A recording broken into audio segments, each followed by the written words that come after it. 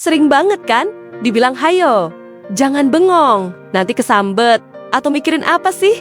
Kok ngelamun aja? Ternyata, kebiasaan yang sering dianggap nggak produktif ini punya manfaat super keren buat otak kita loh. Justru, di zaman yang serba cepat ini, bengong bisa jadi superpower kamu. Penasaran?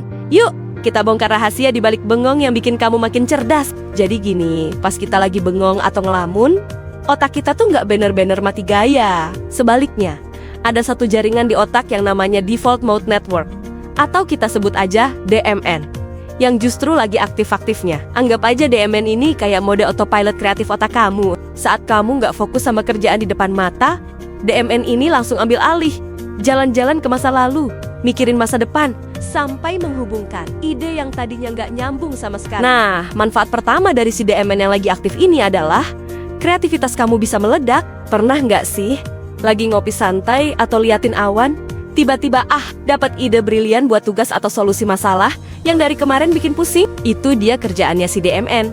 Saat rileks dan bengong, otak kita bebas berkelana, mencampur aduk informasi, dan akhirnya nemuin kombinasi baru yang jenius. Jadi, kalau lagi mentok, jangan dipaksa. Coba deh, bengong sebentar.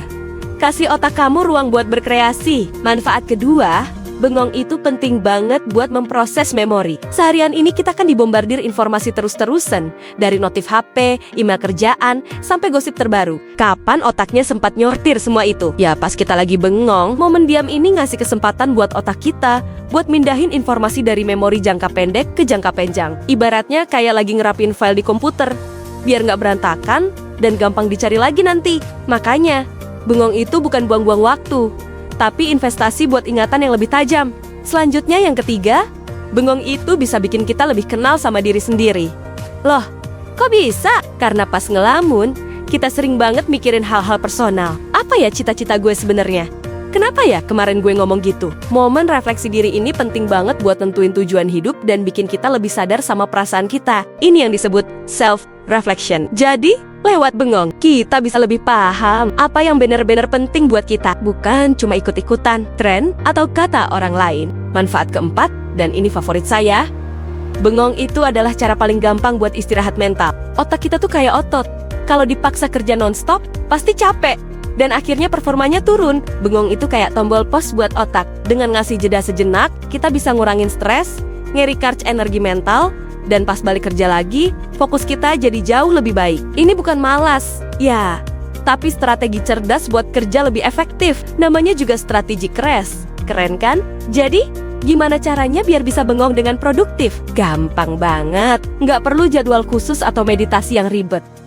Cukup cari momen-momen kecil setiap hari. Misalnya, pas lagi nunggu kopi jadi, daripada langsung scroll HP, coba deh lihat keluar jendela. Atau pas lagi di jalan, nikmatin aja pemandangan sekitar tanpa dengerin podcast atau musik. Biarin aja pikiran kamu berkelana bebas tanpa dihakimi. Kasih izin diri kamu buat nggak enggopa-enggapen sejenak. Mulai sekarang, kalau ada yang neger kamu lagi bengong, bilang aja, lagi ngaktifin default mode network nih, biar makin kreatif. Jadi, jangan merasa bersalah lagi ya. Kalau sesekali bengong, itu tandanya otak kamu lagi bekerja keras dengan caranya sendiri untuk jadi lebih cerdas, kreatif, dan seimbang. Gimana menurut kamu?